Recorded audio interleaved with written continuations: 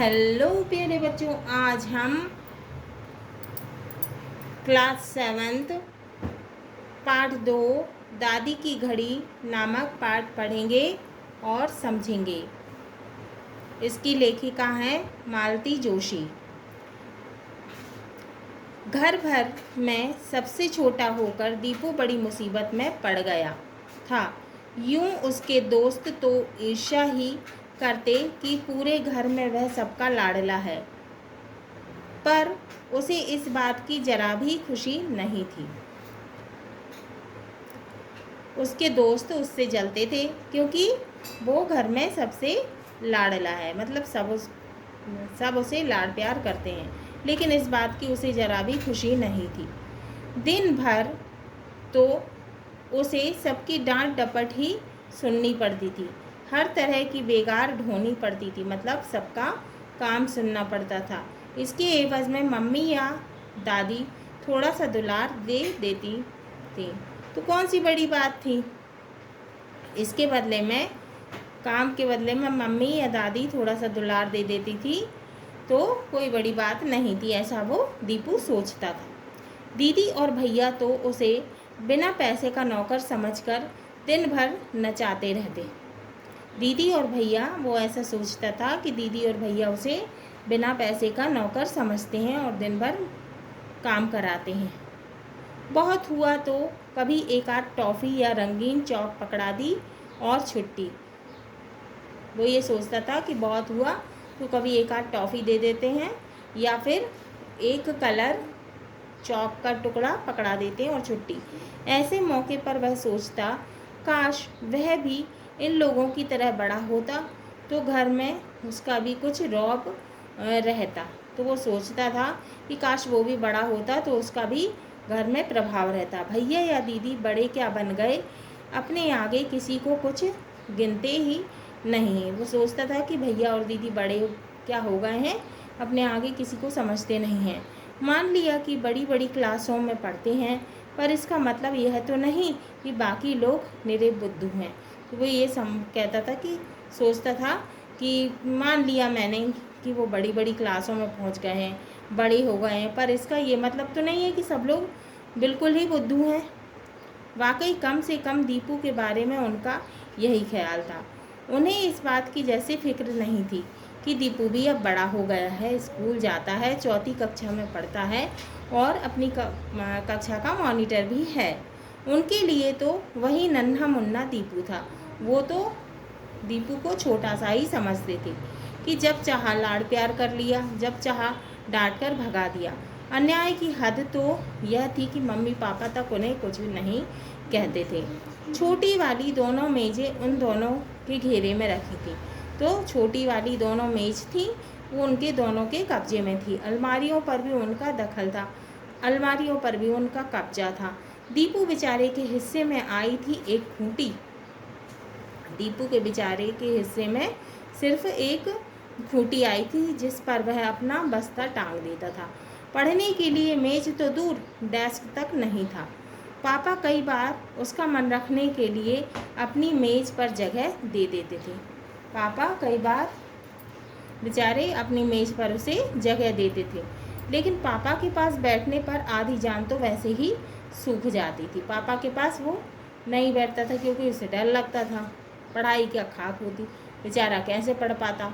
दीपू बेचारा मम्मी के ट्रंक पर ही गुजारा कर लेता। दीपू बेचारा मम्मी के ट्रंक पर ही गुजारा कर लेता था। दीदी भैया जब पढ़ते होते तो घर में कोई उसे ऊंची आवाज़ में बोलने तक नहीं देता था। जब दीदी भैया पढ़ते थे तो सब बोलते थे कि ज़ोर से मत बोलो, लेकिन दीपू के पढ़ते वक्त वे रेडियो में के सुर से सुर मिलाकर घर सिर पर उठा लेते थे। हाँ, तो वे लोग क्या करते थे, लेकिन जब दीपू पढ़ता था तो वो रेडियो बजता था तो वो लोग ज़ोर ज़ोर से गाना सुनते थे और ऐसा लगता था कि जैसे कि घर सिर पर उठा लिया हो।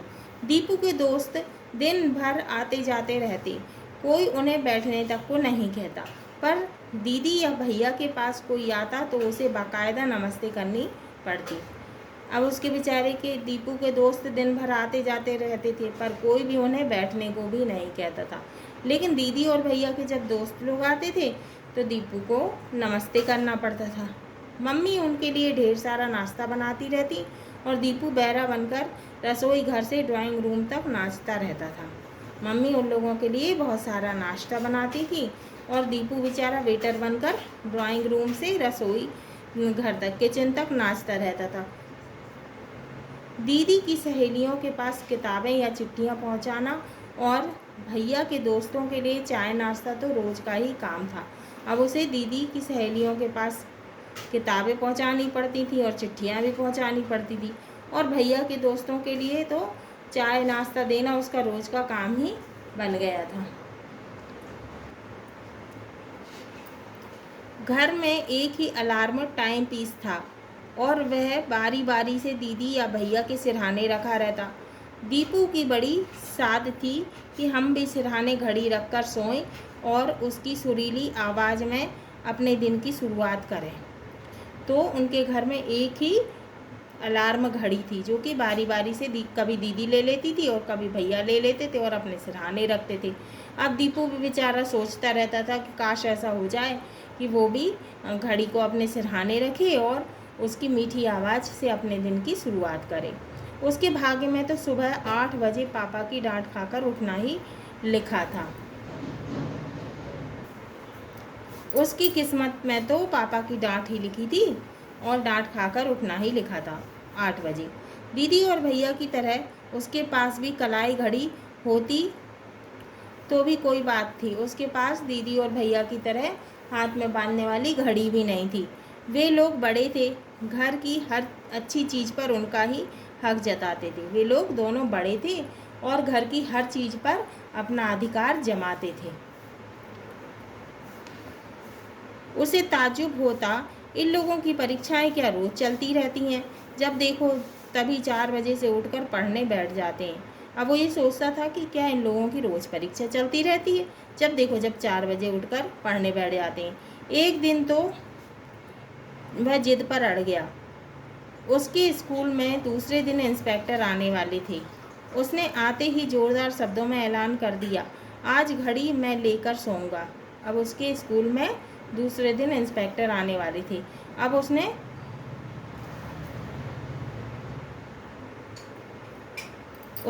घर आकर कह दिया कि भाई अब तो मैं आज तो घड़ी लेकर सोऊंगा।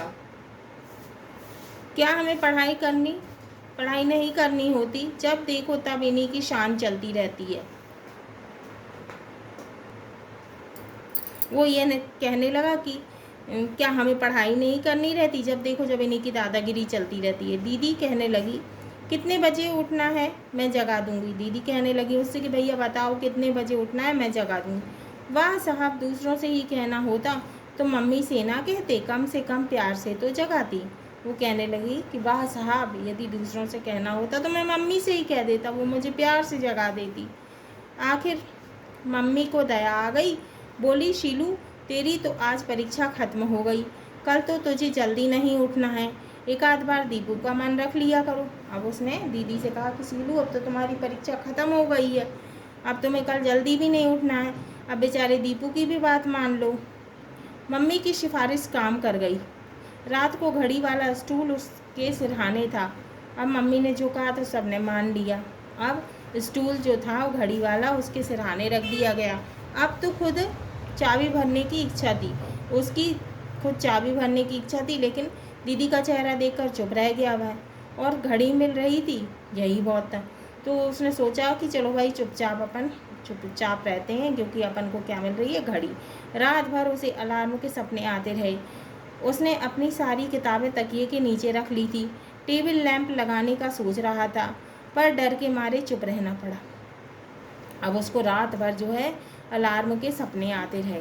उसने अपनी पूरी किताबें जो थी वो तकिए के नीचे रख ली और वो सोच रहा था कि काश जो मैं टेबल लैंप लगा लूँ, लेकिन डर के मारे चुप हो गया, बेचारा कुछ नहीं बोला। वह 5 का अलार्म लगाकर सोया था, पर सुबह उठा तो तेज़ धूप रोज़ की तरह कमरे में फैल चुकी थी।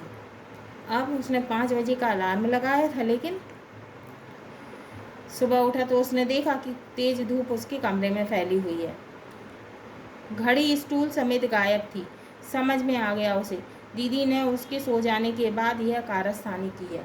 तो वो समझ गया, वो सोचने लगा कि लगता है कि घड़ी और स्टूल सब गायब है, लगता है दीदी ने कुछ किया है। मम्मी, वह जोर से चिल्लाया वो और कहने लगा, मम्मी क्या है रे। रसोई से मम्मी की चिड़चिड़ी आवाज़ आई। मम्मी चिड़चिड़ा कर बोली किचन से, क्या है। सुबह सुबह उनके पास फालतू वक्त नहीं होता। कहने लगी, सुबह सुबह मेरे पास फालतू वक्त नहीं है। मेरी घड़ी कहाँ है। कहने लगा, मेरी घड़ी कहाँ है। कमरे से कंघी करती हुई दीदी की ओर संदेह भरी नज़रों से देखते हुए वह चिल्लाया। अब उसने शक से दीदी की तरफ देखा और चिल्लाया, घड़ी तो राजा भैया परलोक सिधार गई। दीदी की आवाज़ में इतनी मिठास थी कि दीपू घबरा गया। अब दीदी ने बड़ी मीठी आवाज़ में बोला कि घड़ी तो राजा भैया परलोक सिधार गई, क्या हुआ। उसने हैरानी से पूछा। वो हैरान हो गया, परेशान हो गया। उसने पूछा, क्या हुआ। होना क्या था, रात को आपने वह किक मारी कि वह हाई जंप कर गई। शेव करते हुए भैया ने जवाब दिया। भैया शेविंग कर रहे थे और शेव करते हुए वो बोले कि होना क्या था भैया, रात को तुमने ऐसी लात मारी कि वो हाई जंप कर गई। लेकिन लेकिन लेकिन वह तो सिरहाने रखी थी, कि कैसे लगी। वो कहने लगा, लेकिन वह तो मेरी सिरहाने रखी थी, फिर कैसे लात लगी उसमें। दीपू की समझ में कुछ नहीं आ रहा था। लेकिन आपका सिर तो सिरहाने नहीं था। भैया कहने लगा कि लेकिन आप जहाँ सो रहे थे वहाँ आपका सिर नहीं था। भैया के मुँह बनाते हुए भैया ने मुँह बनाया और कहा, सारी रात तो बिस्तर पर इधर से उधर चहलकदमी करते रहते हो। भैया कहने लगे कि रात भर तुम इधर से उधर चहलकदमी करते रहते हो, फिरते रहते हो। उफ, क्या ज़ोर से आवाज़ हुई थी, गिरने की। सारा घर जाग गया सिवाय आपके। दीदी ने फिर चिढ़ाया। दीदी कहने लगी, अरे अरे बहुत ज़ोर से आवाज़ हुई थी, लेकिन सब उठ गए थे, लेकिन आप नहीं उठे थे। लाड़ करने की भी हद होती है। पापा मम्मी पर झल्ला रहे थे। पापा मम्मी के ऊपर गुस्सा हो रहे थे और कह रहे थे कि लाड़ करने की भी हद होती है। जरा सी जिद के लिए घड़ी का सत्यानाश करवा दिया। कहने लगे, जरा सी इसकी जिद के कारण तुमने घड़ी तोड़वा दी। 15-20 रुपये से कम नहीं लगेंगे सुधरवाने में। कहने लगे कि 15-20 रुपये तो लग ही जाएंगे। दीपू इस चौतरफा हमले से एकदम रुहासा हो गया। दीपू बेचारा रुहासा हो गया, रोने सा लग गया। आंगन में पड़ी खटिया पर चुपचाप जा बैठा। आंगन में खटिया रखी थी, वहाँ पर चुपचाप बैठ गया। क्यों, क्या हुआ रे। तुलसी के चौरे के पास माला जपती दादी ने पूछा। दादी तुलसी के चौरे के पास में बैठी थी, माला जप रही थी। बोलने लगी, क्या हुआ रे। सोते में मुझसे घड़ी टूट गई और सब के सब मुझे डांट रहे हैं। उसे अब सचमुच रोना आ रहा था। कहने लगा कि अब जब मैं सो रहा था तो मुझसे घड़ी टूट गई और अब सब के सब मुझे डांट रहे हैं।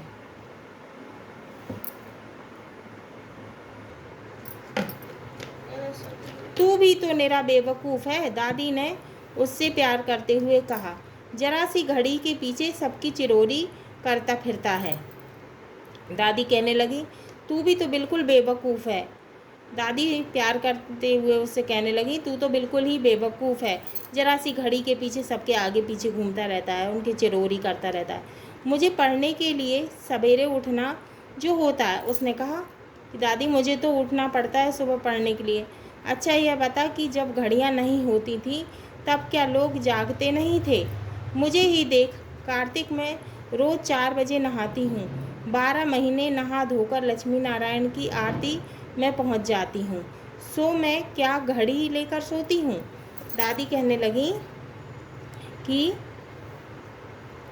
मुझे ही देख लो, मैं रोज़ सुबह 4 बजे उठ जाती हूँ और कार्तिक मास में मैं रोज़ सुबह 4 बजे नहाती हूँ। 12 महीने नहा धोकर लक्ष्मी नारायण की आरती में पहुँच जाती हूँ। सो क्या मैं घड़ी लेके सोती हूँ। दादी की बात ने उसे सोचने के लिए मजबूर कर दिया।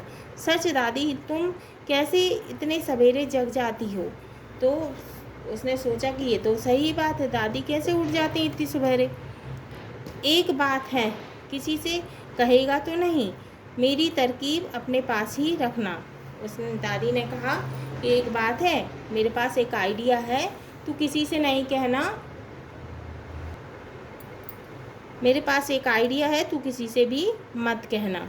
दीपू ने सिर हिला दिया। दादी उसे अपने बिस्तर के पास ले गई। बोली, देख, यह जो मेरा तकिया है ना, इससे रात को सोते समय कह देती हूँ, भाई तकिए राम सुबह 4 बजे जगा देना। बस यह जगा देता है। दीपू ने तरकीब सुनी तो आश्चर्य में उसकी आंखें फैल गई। दिन भर यही इंतजार करता रहा कि कब रात हो। दीपू ने सिर हिला दिया। दादी उसे अपने बिस्तर के पास ले गई। बोली, देख, यह जो मेरा तकिया है ना, इससे रात को सोते समय कह देती हूँ, भाई तकिए राम सुबह 4 बजे जगा देना। बस यह मुझे जगा देता है।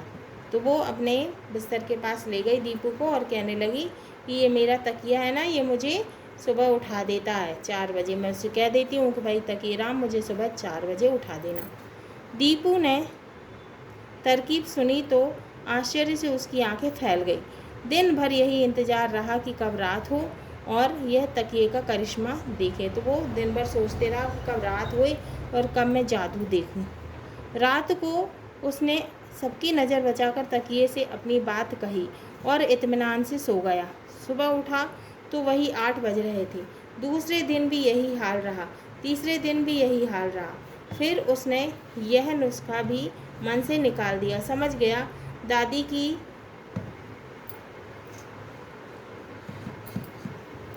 वह समझ गया कि ये जो है, ये सुबह उठा तो वही 8 बज रहे थे, दूसरे दिन भी यही हाल रहा, तीसरे चौथे दिन भी यही हाल रहा। तो उसने सोच लिया कि दादी की भूत प्रेत और परियों की कहानियों की तरह यह भी गप है। एक शनिवार को उसे फिर घड़ी की ज़रूरत महसूस हुई, पर इस बार उसने जिद नहीं की, वरन दीदी से कहा, दीदी सुबह मुझे 5 बजे जगा देना। अब उसने कोई जिद नहीं की और उसने दीदी से कहा कि दीदी मुझे सुबह उठा देना। कल ना बाबा, कल तो इतवार है, कल तो अपने राम 8 बजे के पहले नहीं उठने के, दीदी ने कहा। और कल तुम्हें कहाँ तीर मारने जाना है? तो दीदी कहने लगी कि भाई मैं तो सुबह नहीं उठ पाऊँगी, क्योंकि मेरे राम सुबह नहीं उठ पाएंगे, क्योंकि कल संडे है।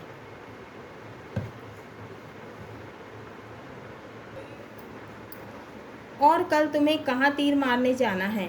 भैया के इस प्रश्न पर उसे बड़ा गुस्सा आया। हमेशा की तरह मम्मी ने ही उसका पक्ष लिया। अब भैया कहने लगे, और कल कहाँ तीर मारने जा रहे हो? तो मम्मी ने उसका पक्ष लिया। बोली, अरे कल उसकी ट्रिप जा रही है, सांची जाएंगे सब बच्चे। मुझे तो सारा काम निपटाते रात को इतनी देर हो जाती है कि सुबह हामी नहीं भर सकती। तो वो कहने लगी कि भाई इसकी ट्रिप जा रही है, सब लोग सांची जा रहे हैं, मुझे तो सारा काम करते करते रात हो जाती है, सुबह की हामी मैं नहीं भर सकती। तो दादी से कहना दीपू। दीदी कहने लगी कि दीपू तुम दादी से कह दो, 5 क्या 4 बजे ही जगा देगी। पता नहीं ये बूढ़े लोग इतने सवेरे से क्यों उठ बैठते हैं। कहती हुई दीदी अपनी रजाई में दुबक गई। तो दीदी कहने लगी, दादी से बोल देना, पता नहीं ये बुजुर्ग लोग इतने सुबह कैसे उठ जाते हैं। और अपनी रजाई में घुस गई, दुबक गई। दादी घर पर नहीं थी। 12 बजे से पहले उनके कीर्तन से लौटने की आशा भी नहीं थी। हताश होकर दीपू ने तकिए का आसरा लिया। तकिए भाई, मेहरबानी करके कल तो जगा ही देना, ठीक 5 बजे, 7 बजे तो बस भी निकल जाएगी। अब उसने क्या करता वो बेचारा। तो उसने तकिए से कहा कि भाई तकिए राम मुझे तुम सुबह जल्दी उठा देना 5 बजे, 7 बजे तो मेरी बस चली जाएगी। कैसा आश्चर्य था। सुबह जब उसकी आँख खुली तो चारों ओर अंधेरा ही था। वह तो समझ रहा था कि रात ही है। सुबह जब उसकी नींद खुली तो चारों तरफ अंधेरा था। वो सोचा कि रात है। डर के मारे दम साधे चुपचाप पड़ा रहा। थोड़ी देर बाद ही दादी के कमरे से रघुपति राघव राजा राम की आवाज़ आई और उसको कुछ धीरज बंधा। दौड़कर दादी के कमरे में गया। वह अभी रजाई में ही थी। अब थोड़ी देर बाद उसको दादी की आवाज़ सुनाई दी भजन की। दादी कह रही थी रघुपति राघव राजा राम। तो उसको थोड़ा धीरज बंधा और दौड़ के भी दादी के कमरे में चला गया। दादी रजाई ओढ़ के बैठी थी। दादी मैं तुमसे पहले ही जग गया, उसने विजय मुद्रा में कहा। उसने बहुत खुश होकर विजय मुद्रा में, जीत की मुद्रा में कहा कि दादी मैं तुमसे पहले उठ गया। क्या रे इतनी जल्दी? दादी उसे रजाई में लपेटते हुए बोली। दादी कहने लगी, क्या रे इतनी जल्दी उठ गया तू?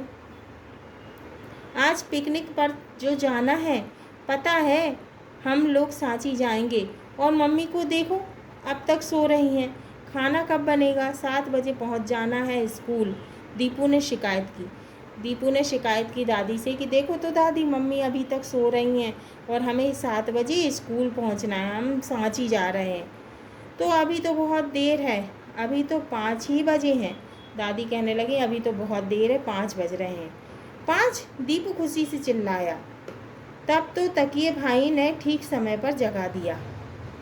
अब वो कहने लगा, खुश हो गया और कहने लगा कि दादी तकिए भाई ने तो मुझे सही में सही समय पर उठा दिया। दादी कहने लगी, मैं कहती ना थी, कहा दादी। दीपू ने शिकायत की। कहाँ दादी, इतने दिनों तक तो एक बार भी नहीं जगाया। दादी देखो तकिए राम ने एक भी बार नहीं जगाया इतने दिनों तक। दादी ने उसे और भी पास सटाते हुए कहा, दीपू बेटा तू तो पागल हो गया है, तकिया भी कहीं बोलता है। असली अलार्म तो हमारे दिल में होता है।